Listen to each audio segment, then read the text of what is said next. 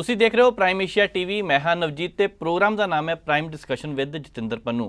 ਤੁਹਾਨੂੰ ਪਤਾ ਹੀ ਕਿ ਅੱਜ ਸੋਮਵਾਰ ਹੈ ਤੇ ਸੋਮਵਾਰ ਤੋਂ ਸ਼ਨੀਵਾਰ ਤੱਕ ਪੰਨੂ ਸਾਹਿਬ ਦਾ ਸਾਥ ਹੁੰਦਾ ਤੇ ਦੇਸ਼ ਦੁਨੀਆ ਦੀਆਂ ਖਬਰਾਂ ਤੇ ਚਰਚਾ ਕਰਦੇ ਹਾਂ।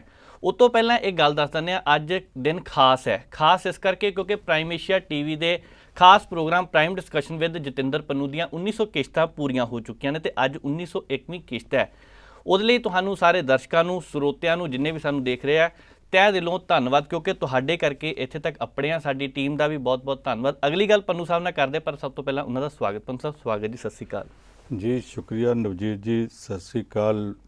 ਬੜੀ ਖੁਸ਼ੀ ਦੀ ਗੱਲ ਹੈ ਕਿ ਇੰਨਾ ਲੰਮਾ ਪਿਆਰ ਦਿੱਤਾ ਦਰਸ਼ਕਾਂ ਨੇ ਜੀ ਪ੍ਰਾਈਮ ਡਿਸਕਸ਼ਨ ਨੂੰ।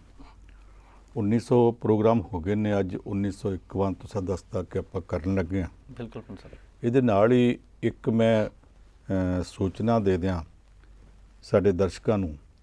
ਉਹਨਾਂ ਦਾ ਬਾਰ-ਬਾਰ ਸੁਨੇਹਾ ਆਉਂਦਾ ਸੀ ਕਿ ਸਾਡਾ ਐਤਵਾਰ ਖਾਲੀ ਲੰਘਦਾ।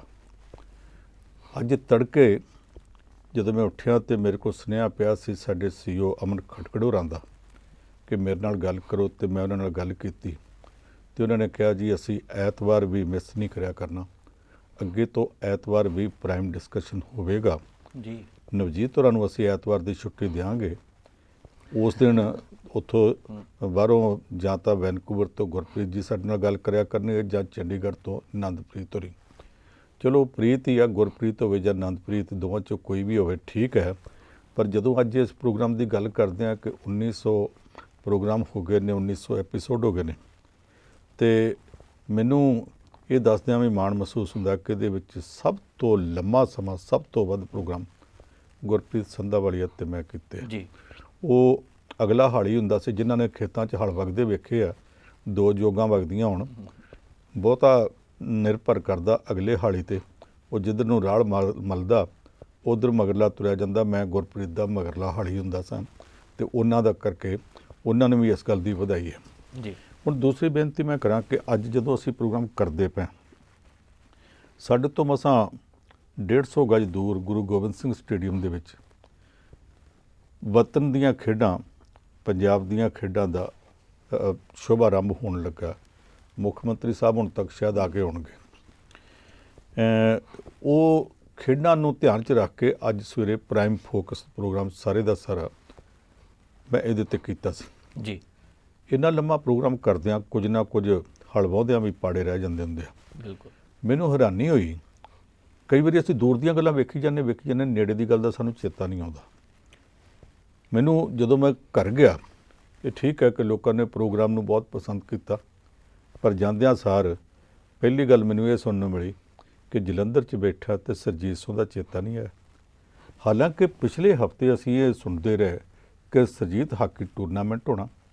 ਚਿੱਠੀ ਮੇਰੇ ਕੋਲ ਆਈ, ਮੈਂ ਆਪਣੀ ਟੀਮ ਦੀ ਡਿਊਟੀ ਲਾਈ ਕਿ ਸਰਜੀਤ ਹਾਕੀ ਹਰ ਸਾਲ ਕਵਰ ਕਰਦੇ ਹਾਂ ਤੇ ਹੁਣ ਵੀ ਕਰਨੀ ਜੀ। ਪਰ ਜਲੰਧਰ ਵਿੱਚ ਬੈਠੇ ਹੋਣ ਦੇ ਬਾਵਜੂਦ ਮੈਨੂੰ ਸਰਜੀਤ ਸਿੰਘ ਹੋਰਾਂ ਦਾ ਚੇਤਾ ਭੁੱਲ ਗਿਆ, ਜਿਨ੍ਹਾਂ ਨੇ 2 ਓਲੰਪਿਕ ਤੇ 3 ਏਸ਼ੀਅਨ ਗੇਮਸ ਖੇਡੀਆਂ। ਜਿੰਨਾ ਕੁ ਮੈਨੂੰ ਯਾਦ ਹੈ 1975 ਦਾ ਵਰਲਡ ਕੱਪ ਜਿੱਤਣ ਲੱਗਿਆ ਵੀ ਉਹ ਟੀਮ ਦੇ ਮੋਹਰੀ ਖਿਡਾਰੀਆਂ 'ਚੋਂ ਸੀ। ਮਾਫ਼ ਕਰਨਾ, ਕਦੇ ਕਦੇ ਇੱਦਾਂ ਦੀਆਂ ਗੱਲਾਂ ਰਹਿ ਜਾਂਦੀਆਂ ਨੇ, ਪਰ ਰਹਿਣੀਆਂ ਨਹੀਂ ਚਾਹੀਦੀਆਂ। ਦੂਸਰਾ, ਸਾਡੇ ਬੜੇ ਵੱਡੇ ਐਥਲੀਟ ਸੀ ਪ੍ਰਵੀਨ ਕੁਮਾਰ, ਉਹ ਮੇਰੇ ਆਪਣੇ ਇਲਾਕੇ ਦੇ ਸੀ। ਮੇਰੇ ਪਿੰਡ ਤੋਂ 10-12 ਕਿਲੋਮੀਟਰ ਦੂਰ ਪੁਰਾਣੇ ਦੇਸ਼ ਭਗਤ ਬਾਬਾ ਗੁਰਦੇਵ ਸਿੰਘ ਕਾਮਾਗਾਟਾ ਮਾਰੂ ਦਾ ਸਰਿਆਲੀ ਕਲਾਂ ਪਿੰਡ ਜੀ, ਉਹ ਉੱਥੋਂ ਦੇ ਸੀ। ਹੁਣ ਉਸ ਪਿੰਡ ਦੇ ਪ੍ਰਵੀਨ ਕੁਮਾਰ ਦੀ ਸਾਰੀ ਦੁਨੀਆ 'ਚ ਧੁੰਮ ਸੀ। ਤੇ ਮੈਂ 1965 ਦੀ ਜੰਗ ਦੇ ਦਿਨਾਂ 'ਚ ਇੱਥੇ ਪੱਟੀ ਛੋਟਾ ਜਿਹਾ ਸ਼ਹਿਰ ਹੁੰਦਾ ਸੀ ਤੇ ਉਹਦੇ ਵਿਚਾਲੇ ਛੋਟਾ ਜਿਹਾ ਬੱਸ ਅੱਡਾ ਸੀ, ਜਿੱਥੇ 5-7 ਬੱਸਾਂ ਹੀ ਮਸਾਂ ਰੁਕ ਸਕਦੀਆਂ ਸੀ। ਉੱਥੇ ਅਸੀਂ ਛੋਟੇ ਬੱਚੇ ਸਾਂ ਤੇ ਫੌਜੀਆਂ ਨਾਲ ਚਾਰ ਨਾਲ ਗੱਲਾਂ ਕਰਦੇ ਸਾਂ। ਘੜੀ ਮੁੜੀ ਅਸੀਂ ਸਲੂਟ ਮਾਰ ਕੇ ਵਹਿੰਦੇ ਸਾਂ ਕਿੱਦਾਂ ਮਾਰੀਦਾ, ਤੇ ਫੌਜੀ ਸਾਡੇ ਨਾਲ ਮਾਰਦੇ ਸੀ। ਬੱਚਿਆਂ ਨੂੰ ਜਿੱਦਾਂ ਚਾਅ ਜਿਹਾ ਹੁੰਦਾ ਜੀ ਜੀ। ਤੇ ਅਚਾਨਕ ਇੱਕ ਫੌਜੀ ਨੇ ਨਾ, ਜਿੱਦਾਂ ਬੱਚਿਆਂ ਨੂੰ ਟਲਣਾ ਹੁੰਦਾ, ਆਖਿਆ ਵੱਡਾ ਸਾਰਾ ਬੰਦਾ ਵੇਖਣਾ ਜੇ? ਅਸੀਂ ਆਖਿਆ ਵੇਖਣਾ। ਤੇ ਕਹਿੰਦਾ ਉਹ ਵੇਖੋ। ਸਾਹਮਣੇ ਅਸੀਂ ਵੇਖਿਆ ਬੱਸ ਖਲੋਤੀ, ਇੱਕ ਬੰਦਾ ਬੱਸ 'ਚੋਂ ਗੱਲਾਂ ਕਰੇ ਤੇ ਦੂਸਰਾ ਹੇਠੋਂ ਬੱਸ ਦੀ ਖਿੜਕੀ ਨੂੰ ਐ ਹੱਥ ਪਾ ਕੇ ਤੇ ਬਰਾਬਰ ਤੇ ਉਹਦੇ ਮੂੰਹ ਦੇ ਮੂੰਹ ਬਰਾਬਰ ਕਰਕੇ ਤੇ ਗੱਲਾਂ ਕਰੇ। 6.5 ਫੁੱਟ ਲੰਮਾ ਜਵਾਨ। ਅਸੀਂ ਇੱਕ ਦੂਜੇ ਨੂੰ ਵੇਖੀਏ, ਫਿਰ ਅਸੀਂ ਨਾ ਘੜੀ ਮੁੜੀ ਲਾਗੇ ਜਾ ਕੇ ਵੇਖੀਏ ਤੇ ਭੱਜ ਜਾਈਏ, ਫਿਰ ਵੇਖੀਏ ਤੇ ਭੱਜ ਜਾਈਏ। ਸਾਡਾ ਵੇਖਣ ਨੂੰ ਵੀ ਜੀ ਕਰੇ, ਸਾਨੂੰ ਡਰ ਜਿਹਾ ਵੀ ਲੱਗੇ। ਵੱਡੇ ਹੋ ਕੇ ਸਾਨੂੰ ਪਤਾ ਲੱਗਾ ਕਿ ਉਹ ਪ੍ਰਵੀਨ ਕੁਮਾਰ ਐਡਾ ਵੱਡੇ ਮਤਲਬ ਹਸਤੀ ਸੀ ਤੇ ਉਹ ਫਿਲਮਾਂ 'ਚ ਵੀ ਬਾਅਦ 'ਚ ਗਏ, ਕਿੰਨਾ ਵਧੀਆ ਐਥਲੀਟ ਸੀ, ਉਹਦਾ ਨਾਂ ਰਹਿ ਗਿਆ। ਜੇ ਨਾਂ ਰਹਿ ਗਿਆ ਗਿਣਾ, ਮੈਨੂੰ ਅੱਜ ਸਵੇਰ ਤੱਕ ਕਿਸੇ ਨੇ ਨਹੀਂ ਗਿਣਿਆ, ਪਰ ਜੇ ਮੈਨੂੰ ਉਦੋਂ ਚੇਤਾ ਆ ਜਾਂਦਾ ਤੇ ਸਾਡੀ ਹਾਕੀ ਟੀਮ ਦੀ ਕੈਪਟਨ ਸੀ ਰਾਜਵੀਰ ਕੌਰ। ਉਹ ਸਾਡੇ ਗੁਆਂਢ ਹੈ ਇੱਥੇ ਖੁਸਰੋਪੁਰ ਦੇ ਵਿੱਚ। ਉਹਦਾ ਪਤੀ ਗੁਰਮੇਲ ਸਿੰਘ, ਉਹ ਵੀ ਓਲੰਪੀਅਨ ਹੈ।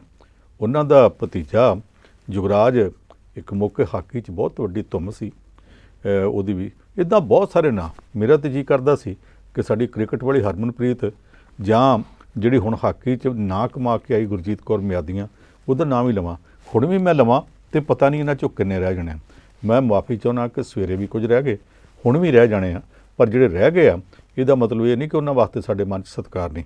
ਉਹ ਸਤਿਕਾਰ ਹੈ, ਔਰ ਗਾਏ ਬਗਾਏ ਉਹਨਾਂ ਦੀ ਗੱਲ ਅਸੀਂ ਫਿਰ ਵੀ ਕਰਦੇ ਰਹਾਂਗੇ। ਜੀ ਬਿਲਕੁਲ ਪੰਨੂ ਸਾਹਿਬ, ਇੱਕ ਉਹ ਖਿਡਾਰੀ ਨੇ ਜਿਨ੍ਹਾਂ ਦਾ ਦੇਸ਼ ਦਾ ਨਾਮ ਰੋਸ਼ਨ ਕੀਤਾ, ਸਾਡਾ ਪੰਜਾਬ ਦਾ ਨਾਮ ਰੋਸ਼ਨ ਕੀਤਾ ਹੈ। ਰਾਜਨੀਤੀ ਵੱਲ ਪੰਨੂ ਸਾਹਿਬ ਮੋੜਾ ਕੱਟਦੇ ਆ। ਰਾਜਨੀਤੀ ਬਹੁਤ ਗਰਮਾਈ ਪਈ ਹੈ। ਦਿੱਲੀ ਵਾਲੇ ਪਾਸਿਓਂ ਕਹਿੰਦੇ ਆ ਪ੍ਰਧਾਨ ਲਗਾਉਣਾ ਕਾਂਗਰਸ ਨੇ ਨਵਾਂ। ਪੰਨੂ ਸਾਹਿਬ ਉਹਦੀ ਗੱਲ ਬਾਅਦ 'ਚ ਕਰਦੇ ਆ, ਪਰ ਉਸ ਤੋਂ ਪਹਿਲਾਂ ਕਾਂਗਰਸ ਪਾਰਟੀ ਨੇ ਸੁਖਪਾਲ ਸਿੰਘ ਖਹਿਰਾ ਨੂੰ ਇੱਕ ਨੋਟਿਸ ਜਾਰੀ ਕਰ ਦਿੱਤਾ ਹੈ। ਇਹ ਕੀ ਮਾਮਲਾ ਜੀ? ਦੇਖੋ, ਭਾਰਤ ਭੂਸ਼ਣ ਆਸ਼ੂ ਸਾਬਕਾ ਮੰਤਰੀ ਕਾਂਗਰਸ ਪਾਰਟੀ ਦਾ ਇਸ ਵੇਲੇ ਵਿਜੀਲੈਂਸ ਦੇ ਨੈੱਟ ਵਿੱਚ ਉਹਨਾਂ ਦੇ ਹਵਾਲਾਤ 'ਚ ਕਦੇ ਕਹਿੰਦੇ ਰਾਤ ਨੂੰ ਉਹਨੂੰ ਮੱਛਰ ਲੜਦਾ। ਇਹ ਹਵਾਲਾਤ ਹੀ ਹੁੰਦੀ ਹੈ ਜੀ। ਉੱਥੇ ਘਰ ਵਾਲੀਆਂ ਮੌਜਾਂ ਤੇ ਮਿਲਣੀਆਂ ਨਹੀਂ। ਬਿਲਕੁਲ। ਉੱਥੇ ਅੱਜ ਉਹਨਾਂ ਨੇ ਕਹਿ ਦਿੱਤਾ ਕਿ ਇਹਨੂੰ ਘਰ ਦੀ ਰੋਟੀ ਵੀ ਨਹੀਂ ਦੇਣੀ, ਕਿਉਂਕਿ ਹਰ ਵਾਰੀ ਬੰਦਾ ਬਦਲ ਕੇ ਰੋਟੀ ਦੇਣ ਆਉਂਦਾ ਤੇ ਉਹਦੇ ਵਿੱਚ ਉਹਨਾਂ ਨੂੰ ਕੋਈ ਸ਼ਰਾਰਤ ਜਾਪਦੀ ਆ। ਕੱਲ੍ਹ ਨੂੰ ਕੁਝ ਹੋਰ ਵੀ ਹੋ ਸਕਦਾ। ਉਹਦੀਆਂ ਮੁਸ਼ਕਲਾਂ ਆਪਣੀ ਥਾਂ। ਉਹ ਕਿਉਂਕਿ ਨਹਿਰੂ ਗਾਂਧੀ ਫੈਮਿਲੀ ਦੇ ਬਹੁਤ ਨੇੜੇ ਆ, ਇਸ ਕਰਕੇ ਨਹਿਰੂ ਗਾਂਧੀ ਫੈਮਿਲੀ ਕੋਲ ਨੰਬਰ ਬਣਾਉਣ ਵਾਸਤੇ ਕਾਂਗਰਸੀਆਂ ਨੇ ਫਟਾਫਟ ਉਹਦੇ ਮਗਰ ਜਾ ਕੇ ਪ੍ਰੋਗਰਾਮ ਵੀ ਬੜੇ ਕੀਤੇ ਆ। ਇਹ ਤਾਂ ਜੀ ਸਾਡਾ ਬੰਦਾ ਨਜਾਇਜ਼ ਫੜ ਲਿਆ ਜੀ, ਆਹ ਕਰ ਲਿਆ, ਉਹ ਕਰ ਲਿਆ ਜੀ। ਉਹਦੇ ਉੱਤੇ ਸੁਖਪਾਲ ਸਿੰਘ ਖਹਿਰਾ ਨੇ ਇੱਕ ਨਸੀਹਤ ਦੇ ਦਿੱਤੀ। ਨਸੀਹਤ ਇਹ ਆ ਕਿ ਤੁਸੀਂ ਪਾਰਟੀ ਦਾ ਸਮਾਂ ਜਾਇਆ ਨਾ ਕਰੋ। ਕੇਸ ਮੇਰੇ 'ਤੇ ਵੀ ਬਣਿਆ ਸੀ, ਮੈਂ ਵੀ ਭੁਗਤ ਲਿਆ, ਇਹ ਵੀ ਭੁੱਲ ਲਏ, ਉਹ ਇਹ ਭੁਗਤਦਾ ਰਹੇ। ਉਹਨੇ ਜਿਹੜੀਆਂ ਗੱਲਾਂ ਆਖੀਆਂ, ਉਹਦੀਆਂ ਗੱਲਾਂ ਦੂਸਰਿਆਂ ਨੂੰ ਕੌੜੀਆਂ ਲੱਗੀਆਂ। ਉੱਦਾਂ ਵੀ ਸੁਖਪਾਲ ਸਿੰਘ ਖਹਿਰਾ ਬੜਬੋਲੇ ਸੁਭਾਅ ਦਾ, ਕਿਸੇ ਬਾਰੇ ਕੁਝ ਵੀ ਕਹਿ ਦਿੰਦਾ ਜੀ, ਤੇ ਲੋਕੀ ਵੀ ਉਹਦੇ ਬਾਰੇ ਕੁਝ ਵੀ ਕਹਿ ਦਿੰਦੇ ਆ। ਹੁਣ ਉਹਨਾਂ ਨੇ ਨੋਟਿਸ ਜਾਰੀ ਕਰਤਾ। ਪਰਸੋਂ ਤੱਕ ਤਾਂ ਸੰਦੀਪ ਜਾਖੜ, ਜਿਹੜਾ ਸੁਨੀਲ ਜਾਖੜ ਦਾ ਭਤੀਜਾ ਤੇ ਕਾਂਗਰਸ ਦਾ MLA ਹੈ, ਉਹਦੇ ਖਿਲਾਫ ਕਾਂਗਰਸੀ ਬਿਆਨਬਾਜ਼ੀ ਕਰਦੇ ਸੀ। ਹੁਣ ਜਦੋਂ ਕੱਲ੍ਹ ਦੇ ਇਹ ਸੁਖਪਾਲ ਖਹਿਰੇ ਦੇ ਮਗਰ ਪੈ ਗਿਆ ਤੇ ਸੰਦੀਪ ਜਾਖੜ ਨੇ ਉਹਦੀ ਹਾਂ ਝਾਂ ਮਿਲਾਤੀ ਹੈ। ਹੁਣ ਉਹ ਦੋ ਹੋ ਗਏ। ਸੰਦੀਪ ਜਾਖੜ ਤਾਂ ਅਜੇ ਤੱਕ ਉਹਨਾਂ ਦੇ ਪਰਿਵਾਰ ਦਾ ਜਿਹੜਾ ਰੈਪੂਟੇਸ਼ਨ ਸੀ, ਪਿਛਲੇ ਸਮੇਂ 'ਚ ਕਾਂਗਰਸ ਪਾਰਟੀ ਨੇ ਧੱਕ ਇਹਨਾਂ ਨੂੰ ਨੁਕਰੇ ਲਾਤਾ ਤੇ ਸੁਨੀਲ ਜਾਖੜ ਚਲੇ ਗਿਆ। ਜੇ ਸੰਦੀਪ ਜਾਖੜ ਨੂੰ ਧੱਕੇ ਬਾਹਰ ਕੱਢ ਦੇਣਗੇ, ਕੋਈ ਰਾਹ ਨਾ ਰਿਹਾ ਤੇ ਚਾਚੇ ਦੇ ਪਿੱਛੇ ਜਾਣਾ ਪੈ ਜੂ। ਹਾਲ ਦੀ ਘੜੀ ਇਹੋ ਜਿਹੀ ਸਥਿਤੀ ਕੋਈ ਨਹੀਂ, ਉਹ ਕਾਂਗਰਸ ਪਾਰਟੀ ਨਹੀਂ ਛੱਡਣਾ ਚਾਹੁੰਦਾ। ਪਰ ਜਿੱਥੋਂ ਤੱਕ ਸੁਖਪਾਲ ਸਿੰਘ ਖਹਿਰੇ ਦਾ ਸਵਾਲ ਹੈ, ਇਹਨਾਂ ਨੋਟਿਸ ਦੇ ਬੜਾ ਭੱਜ ਕੇ ਦੇ ਦਿੱਤਾ। ਕੀ ਕਰ ਕੀ ਲੈਣਗੇ? ਉਹਦਾ ਵੱਡੀ ਗੱਲ ਉਹਨੂੰ ਕੱਢ ਦੇਣਗੇ ਤੇ ਫਿਰ ਕਿਹੜੀ ਗੱਲ ਹੋ ਗਈ? ਉਹ ਇੱਥੇ ਇੱਕ ਨਾ ਮਹੰਤ ਸੇਵਾਦਾਸ ਸਿੰਘ ਹੁੰਦਾ ਸੀ। ਉਹਨੇ ਜਦੋਂ 8ਵੀਂ 9ਵੀਂ ਵਾਰ ਮਰਨ ਵਰਤ ਰੱਖਣਾ ਸੀ ਤੇ ਐਲਾਨ ਕੀਤਾ ਮੈਂ ਮਰਨ ਵਰਤ ਰੱਖਣ ਲੱਗਾ, ਤੇ ਇੱਕ ਪੱਤਰਕਾਰ ਨੇ ਆਖਿਆ, ਕਹਿੰਦਾ ਜੀ ਤੁਸੀਂ ਹੱਸ ਕੇ ਗੱਲਾਂ ਕਰੀ ਜਾਂਦੇ ਜੀ, ਰੱਖਣਾ ਤੁਸੀਂ ਮਰਨ ਵਰਤ ਆ, ਤੁਹਾਨੂੰ ਡਰ ਡਰ ਨਹੀਂ ਲੱਗਦਾ? ਕਹਿੰਦਾ ਜਦੋਂ ਪਹਿਲੀ ਵਾਰੀ ਰੱਖਿਆ ਸੀ ਨਾ ਉਦੋਂ ਲੱਗਦਾ ਸੀ, ਹੁਣ ਮੈਨੂੰ ਡਰ ਡਰ ਲੱਗਦਾ ਕਿਉਂਕਿ ਮਰਨਾ ਥੋੜ੍ਹਾ। ਸੁਖਪਾਲ ਸਿੰਘ ਖਹਿਰੇ ਨੂੰ ਕੀ ਕਰਨਗੇ? ਪਤੋਂ ਵੱਧ ਕੱਢ ਦੇਣਗੇ। ਅੱਗੇ ਉਹ ਕਿਹੜਾ ਇੱਕ ਪਾਰਟੀ 'ਚ ਹੁਣ ਤੱਕ ਰਿਹਾ। ਸ਼ੁਰੂ 'ਚ ਅਕਾਲੀ ਸੀ, ਉੱਧਰੋਂ ਚੋਣ ਨਹੀਂ ਲੜੀ, ਕਾਂਗਰਸ ਵੱਲੋਂ ਜਾ ਕੇ 2 ਚੋਣਾਂ ਹਾਰਿਆ, ਇੱਕ ਜਿੱਤ ਗਿਆ, ਮੁੜ ਕੇ ਛੱਡ ਕੇ ਆਮ ਆਦਮੀ ਪਾਰਟੀ ਚਲਾ ਗਿਆ, ਉੱਥੋਂ ਜਿੱਤਿਆ, ਮੁੜ ਕੇ ਪੰਜਾਬ ਏਕਤਾ ਪਾਰਟੀ ਬਣਾ ਲਈ, ਉੱਧਰਲਾ ਇੱਕ ਨਵਾਂ ਚੋਣ ਨਿਸ਼ਾਨ ਲੈ ਕੇ ਪਾਰਲੀਮੈਂਟ ਦੀ ਚੋਣ ਲੜੀ, ਫਿਰ ਕਾਂਗਰਸ ਵਿੱਚ ਆ ਗਿਆ। ਉਹ ਕੋਈ ਉਹਨੂੰ ਬਹੁਤਾ ਫਰਕ ਫੁਰਕ ਨਹੀਂ ਪੈਂਦਾ। ਇਹ ਜੇ ਉਹਦੇ ਨਾਲ ਆਡਾ ਲੈਣਗੇ ਤੇ ਉਹਦੇ 'ਚੋਂ ਕਾਂਗਰਸ ਪਾਰਟੀ ਦੇ ਪੱਲੇ ਕੱਖ ਨਹੀਂ ਪੈਣਾ। ਬਿਹਤਰ ਇਹ ਆ ਕਿ ਉਹਨੂੰ ਕਹੋ ਜੀ, ਕੁਛ ਬੰਦੇ ਹੁੰਦੇ ਇਸ ਤਰ੍ਹਾਂ ਦੇ ਜਿਹੜੀ ਆਜ਼ਾਦ ਆਵਾਜ਼ ਹੁੰਦੀ ਹੈ, ਤੁਸੀਂ ਜੋ ਬੋਲਣਾ ਬੋਲੀ ਜਾਓ। ਉਹ ਬਹੁਤੀ ਵਾਰੀ ਤੇ ਉਹ ਜਿਹੜਾ ਹੁੰਦਾ ਨਾ ਸੈਲਫ ਗੋਲ ਹੀ ਕਰ ਬੈਂਦਾ, ਆਪਣੇ ਖਿਲਾਫ ਹੀ ਕੋਈ ਨਾ ਕੋਈ ਮੁੱਦਾ ਬਣਾ ਲੈਂਦਾ। ਉਹਨੂੰ ਉੱਧਰ ਲਗਾ ਰਹਿਣ ਦੇਣਾ ਚਾਹੀਦਾ। ਕਾਂਗਰਸ ਪਾਰਟੀ ਨੇ ਉਹਨੇ ਖੇਬੜ ਕੇ ਲੈਣਾ ਕੀ ਹੈ? ਬੇਲੋੜੀ ਲੜਾਈ ਮੁੱਲ ਲੈਣ ਲੱਗਿਆ। ਬਿਲਕੁਲ ਪੰਨ ਸਾਹਿਬ, ਉੱਧਰ ਖੈਬੜ ਦੇ ਤਾਂ ਬਹੁਤ ਪਿਆ। ਕਾਂਗਰਸ ਨੇ ਹੁਣ ਸਾਰੀਆਂ ਸਮੱਸਿਆ ਦਾ ਕਹਿੰਦੇ ਹੱਲ ਕਰਨਾ ਤੇ ਇੱਕ ਪ੍ਰਧਾਨ ਦੀ ਚੋਣ ਕਰਨੀ, ਕੌਮੀ ਪ੍ਰਧਾਨ। ਵੈਸੇ ਮੱਲਿਕਾਰਜੁਨ ਖੜਗੇ ਤਾਂ ਕਹਿੰਦੇ ਰਾਹੁਲ ਗਾਂਧੀ ਤੋਂ ਵੱਡਾ ਕੋਈ ਹੋ ਨਹੀਂ ਸਕਦਾ ਚਿਹਰਾ, ਕਿਹੜਾ ਹੋਣਾ ਕਿਹੜਾ ਨਹੀਂ। ਪਰ 17 ਤਰੀਕ ਨੂੰ ਚੋਣ ਹੋ ਜਾਣੀ ਹੈ, ਕੀ ਲੱਗਦਾ ਪੱਕਾ ਪ੍ਰਧਾਨ ਹੋਊ ਜਾਂ ਕੰਮ ਚੱਲਦੇ ਵਾਲਾ? ਇਹ ਜਿੰਨੇ ਕਹਿਣਾ ਜਿਹੜੇ ਕਹਿੰਦੇ ਆ ਰਾਹੁਲ ਗਾਂਧੀ ਤੋਂ ਵਧੀਆ ਪ੍ਰਧਾਨ ਨਹੀਂ ਹੋ ਸਕਦਾ, ਮੱਲਿਕਾਰਜੁਨ ਖੜਗੇ, ਅਸ਼ੋਕ ਗਹਿਲੋਤ ਜੀ, ਇਹ ਪਤਾ ਕਿਉਂ ਕਹਿੰਦੇ ਆ? ਅਸਲ 'ਚ ਸਾਰੇ ਡਰਦੇ ਆ ਕਿਤੇ ਮੈਨੂੰ ਨਾ ਬਣਾ ਦਿੰਦੇ। ਹੁਣ ਜਿਹੜੀ ਹਾਲਤ 'ਚ ਪਾਰਟੀ ਪਹੁੰਚੀ ਪਈ ਆ, ਸਾਰਾ ਕੁਝ ਤਾਂ ਹੋ ਗਿਆ, ਹੁਣ ਬਾਕੀ ਤੇ ਬਿਸਤਰਾ ਲਪੇਟਣ ਵਾਲਾ ਕੰਮ ਜੇ ਰਹਿ ਗਿਆ। ਉਹਨੇ ਮਾਂ ਪੁੱਤ ਧੀ ਨੇ ਜਿਹੜੇ ਹਿਸਾਬ ਨਾਲ ਪਾਰਟੀ ਚਲਾਈ ਆ, ਇੱਕ ਮੌਕੇ ਚੜ੍ਹਤ ਸੀ ਜੀ। ਡਾਕਟਰ ਮਨਮੋਹਨ ਸਿੰਘ ਨਾਲ ਦਾ ਸਾਊ ਬੰਦਾ, ਸ਼ਰੀਫ ਬੰਦਾ, ਸਿਆਣਾ ਬੰਦਾ, ਇਮਾਨਦਾਰ ਬੰਦਾ, ਇਹਨਾਂ ਨੂੰ ਕਿਤੋਂ ਨਹੀਂ ਲੱਭਣਾ। ਪਰ ਉਹਨੂੰ ਸੱਦ ਕੇ ਇਹਨਾਂ ਲੀਡਰ ਨਹੀਂ ਬਣ ਦਿੱਤਾ। ਉਹਨੂੰ ਇਹਨਾਂ ਨੇ ਇੱਦਾਂ ਰੱਖਿਆ ਕਿ ਦਫ਼ਤਰ ਤੋਂ ਚਲਾ, ਇਹ ਤਾਂ ਪ੍ਰਧਾਨ ਮੰਤਰੀ ਥੋੜ੍ਹਾ, ਪ੍ਰਧਾਨ ਮੰਤਰੀ ਤੇ ਲੀਡਰ ਹੁੰਦੇ ਆ। ਤੁਹਾਨੂੰ ਤਾਂ ਅੱਗੇ ਵੀ ਨੌਕਰੀ ਮਿਲਦੀ ਸੀ, ਰਿਜ਼ਰਵ ਬੈਂਕ ਦੇ ਚੇਅਰਮੈਨ ਗਵਰਨਰ ਸੀਗੇ ਤੁਸੀਂ, ਹੁਣ ਵੀ ਇਹ ਨੌਕਰੀ ਸਮਝ ਕੇ ਕਰੀ ਜਾਓ। ਇਹਨਾਂ ਨੇ ਇਸ ਟੱਬਰ ਨੇ ਡਾਕਟਰ ਮਨਮੋਹਨ ਸਿੰਘ ਦਾ ਵਕਾਰ ਸਤਿਕਾਰ ਜਿਹੜਾ ਬਣਿਆ ਸੀ ਉਹਨੂੰ ਵੀ ਢਾਹ ਲਾਈ ਹੈ। ਜਿਹੜੇ ਦੂਜਿਆਂ ਨੂੰ ਹੁਣ ਤੱਕ ਢਾਹ ਲਾਉਣ ਲੱਗੇ ਰਹੇ, ਜਿਹੜੇ ਸੂਬੇ 'ਚ ਕੋਈ ਵੱਡਾ ਲੀਡਰ ਬਣਨ ਲੱਗਦਾ ਸੀ ਉਹਦੀਆਂ ਜਿਹੜਾ ਇਹ ਆਪ ਵੜਦੇ ਰਹੇ। ਅਸਾਮ ਦੇ ਵਿੱਚ ਤਰਨ ਗੋਗੋਈ 3 ਵਾਰ ਜਿੱਤ ਗਿਆ ਇਹਨਾਂ ਦਾ ਮੁੱਖ ਮੰਤਰੀ, ਚੌਥੀ ਵਾਰੀ ਜਿੱਤਣ ਤੋਂ ਪਹਿਲਾਂ ਇਹਨਾਂ ਦਿੱਲੀ 'ਚੋਂ ਚਾਬੀਆਂ ਹਿਲਾ ਕੇ ਸਾਰੇ ਕਾਂਗਰਸੀ ਦੇ ਖਿਲਾਫ ਕੀਤੇ ਕਿ ਜੇ ਇਹ ਭਾਰਾ ਹੋ ਗਿਆ ਤੇ ਕਿਤੇ ਰਾਹੁਲ ਗਾਂਧੀ ਨਾਲੋਂ ਵੱਡਾ ਕੱਦ ਨਾ ਕੱਢ ਜੇ। ਜਦੋਂ ਇਹ ਆਪ ਹੀ ਪਾਰਟੀ ਨੂੰ ਮਾਰਦੇ ਰਿਹਾ, ਇਸ ਹਾਲਤ ਵਿੱਚ ਪਹੁੰਚਾਉਂਦੇ ਰਿਹਾ, ਤੇ ਅੱਜ ਹੁਣ ਉਹ ਘਰ ਦੇ ਜੀ ਵੀ ਛੱਡਣ ਡਿਆ ਪਾਰਟੀ, ਕੋਈ ਉਹ ਪਾਰਟੀ ਚੁੱਕਣ ਨੂੰ ਤਿਆਰ ਨਹੀਂ, ਤੇ ਜਿਹੜੀ ਹਾਲਤ ਵਿੱਚ ਪਹੁੰਚਾਤੀ ਆ ਉੱਥੇ ਜੇ ਉਹ ਮਲਕਰਜਨ ਖੜਗੇ ਨੂੰ ਕਹਿੰਦੇ ਨਹੀਂ ਜੀ ਰਾਹੁਲ ਜੀ ਤੋਂ ਵੱਡਾ ਕੋਈ ਨਹੀਂ, ਜੇ ਅਸ਼ੋਕ ਗਹਿਲੋਤ ਕਹਿੰਦੇ ਨਹੀਂ ਜੀ ਰਾਹੁਲ ਜੀ ਤੋਂ ਵੱਡਾ ਕੋਈ ਨਹੀਂ। ਅਸਲ ਗੱਲ ਇਹ ਆ ਕਿ ਸਾਰੇ ਡਰੀ ਜਾਂਦੇ ਆ ਕਿ ਇਹ ਪ੍ਰਧਾਨਗੀ ਦੀ ਟੋਪੀ ਕਿਤੇ ਮੇਰੇ ਸਿਰ ਤੇ ਨਾ ਪਾ ਦਿੰਦੇ ਹੋਣ, ਜਿਹੜਾ ਬਚੋ। ਇਸ ਕਰਕੇ ਪਹਿਲਾਂ ਇਹ ਠੀਕ ਹੈ ਠੀਕ ਹੈ ਠੀਕ ਹੈ। ਆ ਜਿਹੜਾ ਹੁਣ ਇਲੈਕਸ਼ਨ ਸ਼ਡਿਊਲ ਇਹਨਾਂ ਬਣਾਇਆ, ਚੋਣ ਪ੍ਰੋਗਰਾਮ ਬਣਾਇਆ, ਇਹ ਚੋਣ ਪ੍ਰੋਗਰਾਮ ਵੀ ਇਹ ਤੋਂ ਪਹਿਲਾਂ ਕਹਿਤਾ ਰਾਹੁਲ ਗਾਂਧੀ ਨੂੰ ਕਿ ਆ ਉੱਥੋਂ ਕੇਰਲਾ ਤੋਂ ਲੈ ਕੇ ਕਸ਼ਮੀਰ ਤੱਕ ਲੰਮੀ ਚੌੜੀ ਪਦ ਯਾਤਰਾ ਕਰ ਲਾ। ਜੇ ਪਦ ਯਾਤਰਾ ਕਰਨ ਕੀਤੇ ਪ੍ਰਧਾਨ ਮੰਤਰੀ ਬਣਦੇ ਹੁੰਦੇ ਨਾ, ਤੇ ਪਦ ਯਾਤਰਾ 1991-92 ਦੀਆਂ ਗੱਲਾਂ ਭਾਜਪਾ ਦੇ ਪ੍ਰਧਾਨ ਮੁਰਲੀ ਮਨੋਹਰ ਜੋਸ਼ੀ ਨੇ ਵੀ ਕੀਤੀ ਸੀ। ਉਹਨੇ ਏਕਾਤਮਤਾ ਯਾਤਰਾ ਕੀਤੀ ਸੀ। ਏਕਾਤਮਤਾ ਵੀ ਸਾਰੇ ਭਾਰਤ ਦੀ ਇੱਕ ਆਤਮਾ ਵਾਲੀ ਯਾਤਰਾ ਕਰਨੀ ਹੈ, ਤੇ ਮਕਸਦ ਇੱਕੋ ਸੀ ਪ੍ਰਧਾਨ ਮੰਤਰੀ ਬਣਨਾ, ਉਹ ਨਹੀਂ ਬਣ ਸਕਿਆ। ਉਦੋਂ ਬਾਅਦ ਡਾਕਟਰ ਮਨਮੋਹਨ ਸਿੰਘ ਦੀ ਸਰਕਾਰ ਦੇ ਵਕਤ ਲਾਲ ਕ੍ਰਿਸ਼ਨ ਅਡਵਾਨੀ ਨੇ ਕੀਤੀ ਸੀ, ਤੇ ਲਾਲ ਕ੍ਰਿਸ਼ਨ ਅਡਵਾਨੀ ਦੀ ਯਾਤਰਾ ਬਾਰੇ ਸਮਝਿਆ ਜਾਂਦਾ ਸੀ ਕਿ ਜਿੰਨੀਆਂ ਭੀੜਾਂ ਉਹਦੇ ਨਾਲ ਜੁੜਦੀਆਂ ਨੇ। ਪਹਿਲਾਂ ਅਯੋਧਿਆ ਦੇ ਵਿੱਚ ਬਾਬਰੀ ਮਸਜਿਦ ਢਾਉਣ ਵਾਸਤੇ ਰਾਮ ਰਾਤਰ ਯਾਤਰਾ ਵੀ ਉਸੇ ਹੀ ਕੱਢੀ ਸੀ। ਇਹ ਨਾ ਕੁਛ ਕਰ ਕਰਾ ਕੇ ਨਤੀਜਾ ਕੀ ਨਿਕਲਾ, ਹਮ ਵਫਾ ਕਰਕੇ ਵੀ ਤਨਹਾ ਰਹਿ ਗਏ, ਦਿਲ ਕੇ ਅਰਮਾਂ ਆਂਸੂਆਂ में ਬਹਿ ਗਏ। ਤੇ ਫਿਰ ਮੁੜ ਕੇ ਮੋਦੀ ਸਾਹਿਬ ਨੇ ਆ ਕੇ ਤੇ ਪਿੱਛੇ ਮਾਰਗਦਰਸ਼ਕ ਮੰਡਲ ਵਾਲੇ ਬਿਰਧ ਆਸ਼ਰਮ 'ਚ ਬਿਠਾਤਾ ਸੀ। ਇਹਦੇ ਨਾਲ ਕੁਛ ਨਹੀਂ ਬਣਨਾ। ਪਾਰਟੀ ਹੁਣ ਰਾਹੁਲ ਗਾਂਧੀ ਨੂੰ ਅੱਗੇ ਲਾ ਕੇ ਪਦ ਯਾਤਰਾ ਕਰਦੀ ਹੈ, ਕਰੇ ਪ੍ਰਧਾਨਗੀ ਕਿਸੇ ਨੂੰ ਦੇ ਦੇਣ। ਜਿੰਨੀ ਨਿਮਾਣਾ ਵੱਲ ਨੂੰ ਗੱਡੀ ਰੁੜ ਚੁੱਕੀ ਹੈ, ਮੋੜੇ ਦੇ ਚਾਂਸ ਬਹੁਤੇ ਨਹੀਂ ਗੇ ਜੀ। ਪਰ ਸਰ ਦਿੱਲੀ ਦੀ ਗੱਲ ਕਰਦੇ ਹਾਂ ਤਾਂ ਫਿਰ ਨੋਇਡਾ ਵੱਲ ਮੋੜਾ ਕੱਟ ਲੈਂਦੇ, ਕਿਉਂਕਿ ਉੱਥੇ ਭ੍ਰਿਸ਼ਟਾਚਾਰ ਕਰਕੇ ਟਵਿਨ ਟਾਵਰ ਬਣਾਏ ਸੀਗੇ ਤੇ ਉਹ ਢਾਹ ਦਿੱਤੇ ਗਏ ਆ। ਹਾਲਾਂਕਿ ਵੱਖ-ਵੱਖ ਲੋਕ ਪ੍ਰਤੀਕਿਰਿਆ ਦੇ ਰਹੇ ਆ, ਕੋਈ ਕਹਿੰਦਾ 800 ਕਰੋੜ ਖਰਾਬ ਕਰਤਾ ਜੀ, ਕੋਈ ਕਹਿੰਦੇ ਬਣੇ ਭ੍ਰਿਸ਼ਟਾਚਾਰ ਕਰਕੇ। ਤੁਸੀਂ ਕਿਵੇਂ ਦੇਖਦੇ ਆ? ਦੇਖੋ, ਬਣੇ ਤਾਂ 200-300 ਕਰੋੜ ਦੇ ਵਿੱਚ ਸੀ, ਬਾਅਦ ਚ ਮਾਰਕੀਟ ਕੀਮਤ ਉਹਨਾਂ ਦੀ 800-900 ਕਰੋੜ ਨੂੰ ਪਹੁੰਚ ਗਈ। ਕੁਤਬ ਮੀਨਾਰ ਨਾਲੋਂ ਉੱਚੇ ਜਿਹੜੇ ਟਾਵਰ ਬਣਾ ਦਿੱਤੇ ਗਏ। ਜਦੋਂ ਇਹ ਬਣਦੇ ਪਏ ਸੀ, ਸਾਰਾ ਸਿਸਟਮ ਹਿੰਦੁਸਤਾਨ ਦਾ ਐਡਾ ਨਿਕੰਮਾ ਸੀ ਕਿ ਕਿਸੇ ਨੇ ਜਾ ਕੇ ਰੋਕਿਆ ਹੀ ਨਹੀਂ, ਜਾਂ ਉਹਨਾਂ ਕੋਲ ਪੈਸੇ ਇੰਨੇ ਸੀ ਕਿ ਹਰ ਇੱਕ ਦੇ ਮੂੰਹ 'ਚ ਹੱਡ ਦੇਈ ਜਾਂਦੇ ਸੀ, ਕੋਈ ਬੋਲਦਾ ਨਹੀਂ ਸੀ।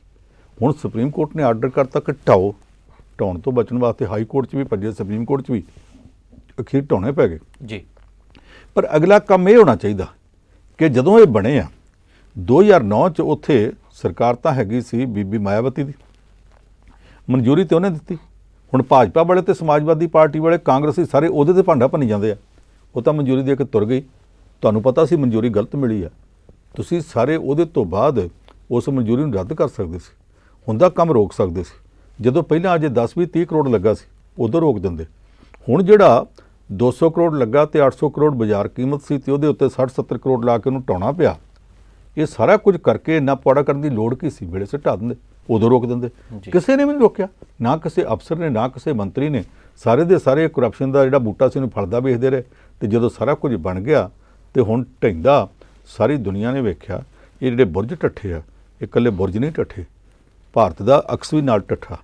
ਲੋਕਾਂ ਨੂੰ ਇਹ ਵੀ ਪਤਾ ਕਿ ਬੰਬੇ 'ਚ ਇੱਕ ਆਦਰਸ਼ ਸੁਸਾਇਟੀ ਬਣੀ ਸੀ, ਸਰਕਾਰੀ ਥਾਂ ਦੱਬ ਕੇ ਭ੍ਰਿਸ਼ਟਾਚਾਰ ਕਰਕੇ ਉਹ ਸੁਸਾਇਟੀ ਦੀ ਬਿਲਡਿੰਗ ਬਣਾਈ ਗਈ ਔਰ ਉਹਦਾ ਨਾਂ ਰੱਖ ਦਿੱਤਾ ਗਿਆ ਕਿ ਕਾਰਗਿਲ ਦੇ ਸ਼ਹੀਦਾਂ ਵਾਸਤੇ ਹੈ।